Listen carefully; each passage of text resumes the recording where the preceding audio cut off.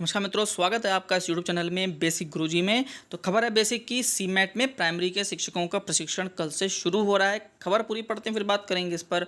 तो राज्य शैक्षिक प्रबंधन एवं प्रशिक्षण संस्थान सीमेट में प्राइमरी के शिक्षकों का 5 दिवसीय प्रशिक्षण सोमवार से शुरू होगा। उसमें 64 शिक्षक भाग लेंगे। इन शिक्षकों को प्राइमरी की बदली किताबों के बारे में प्रशिक्षित किया जाएगा। इनको प्रशिक्षित करने वाले मास्टर ट्रेनरों का जो प्रशिक्षण शनिवार को पूरा हो गया है। नई शिक्षा नीति के अंतर्गत कक्षा 1 और 2 की किताबों में बदलाव किया गया है। राष्ट्रीय शैक्षिक अनुसंधान एवं प्रशिक्षण परिषद मतलब एनसीईआरटी में चलने वाली कक्षा 1 और 2 की किताबों को उत्तर प्रदेश के परिवेश के अनुसार तैयार किया गया है। अभी जो ये किताबें हैं वो बच्चों तक नहीं पहुंची हैं। इनमें क्या बदलाव किया गया है उससे शिक्षकों को परिचित कराने के लिए सोमवार से 5 दिवसीय प्रशिक्षण शुरू हो जाएगा। उनको प्रशिक्षण देने के लिए 29 अप्रैल से 4 मई तक 20 मास्टर ट्रेनरों को भी प्रशिक्षित किया गया है। सोमवार से शुरू होने वाले प्रशिक्षण में 16 जिलों की सहभागिता रहेगी। प्रत्येक जिले से प्राइमरी के 4 शिक्षकों को बुलाया जाएगा। ऐसे ही हर जिले के 4-4 शिक्षकों को सीमेट में प्रशिक्षण दिया जाएगा। फिर वह जिले में अन्य शिक्षकों को प्रशिक्षण देंगे और ग्रीष्म अवकाश या फिर इस प्रशिक्षण को या उसके बाद तक पूरा कर लिया जाएगा। तो देखिए, अच्छी खबर है। टीचर्स को प्रशिक्षण मिलना चाहिए, टीचर्स तक नई जानकारी पहुंचनी चाहिए। जैसा कि आपको पता है कि आप कक्षा 1 और 2 में एनसीईआरटी से सम्मिलित बिल्कुल वैसा का वैसा थोड़ा बहुत बदलाव करके, क्योंकि एग्जैक्ट ऐसा नहीं रख सकते क्योंकि यूपी परिवेश अलग है, प्राइमरी के स्कूलों का परिवेश अलग है।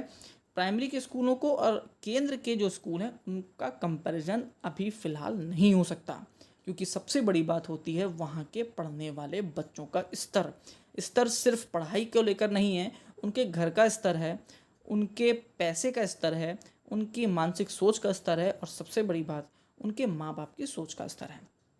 तो उन शिक्षकों को नई किताबों की जानकारी ज़रूर मिलनी चाहिए जिनको अब कक्षा 1 और कक्षा 2 पढ़ानी है। नई किताबें हैं, नया चीज़ें हैं, तो नई तरीके से सीख भी होनी चाहिए। शिक्षकों का प्रशिक्षण ऑनलाइन होने की जगह ऑफलाइन होता है तो उसमें ज़्यादा फ़ायदा होता है, क्योंकि ऑनलाइन वीडियो देखने से क्या ही समझ में आएगा। जब सामने ट्रेनर होते हैं वो हर चीज़ को बहुत अच्छे से समझाते हैं तो ट्रेनिंग करने में भी मज़ा आता है और उसका आउटपुट भी ज़्यादा आता है। अब बात करें अगर हम प्राइमरी स्कूलों की और एनसीईआरटी वाले स्कूलों की, मतलब केंद्र के स्कूलों की, तो देखिए ज़मीन आसमान का अंतर है। केंद्र के स्कूलों में जो बच्चे पढ़ रहे हैं वहाँ पर बच्चों को भेजने के लिए पेरेंट्स ललायित होते हैं। वो रोज़ बच्चों को स्कूल स्वयं छोड़ने जाते हैं। एक भी दिन अगर एब्सेंट हो रहे हैं तो पेरेंट्स ज़्यादा परेशान है शिक्षक से ज़्यादा। वहाँ पर अटेंडेंस 70% 60% क्या नहीं होती, वहाँ पर अटेंडेंस 80-90 और कभी कभी तो 100% भी चल रही होती है, क्योंकि वहाँ पर पेरेंट्स जागरूक हैं और उनके काम अलग हैं। नौकरी पेशे वाले हैं, धंधे पाने वाले हैं, बच्चों का उसमें कोई काम नहीं। लेकिन गांव के परिवेश की बात करें तो गांव में बच्चे खेत जाते हैं, गांव के बच्चे घर ताकते हैं, तो विद्यालय आने का समय उनके पास कम होता है। पेरेंट्स भी गांव के चाहते हैं कि बच्चे घर ताकें या उनके संग कुछ काम में बटाएं तो उनका काम आसान होगा। देखिए, मेंटालिटी का ही अंतर है। अगर पेरेंट्स से जब बात की जाती है तो वो इंटरेस्टेड कम होते हैं बच्चों को भेजने में, तो बच्चे खुद कैसे आएंगे। और यहीं केंद्र के स्कूलों की बात करी जाए या प्राइवेट स्कूलों की बात करी जाए तो वहाँ पेरेंट्स ही बच्चों को स्वयं छोड़ने जाते हैं। बहुत बड़ा डिफरेंस है, इसलिए किताबों का थोड़ा सा बदलाव होना ज़रूरी है उत्तर प्रदेश के परिवेश के हिसाब से, जो कि खबर में दिया गया है।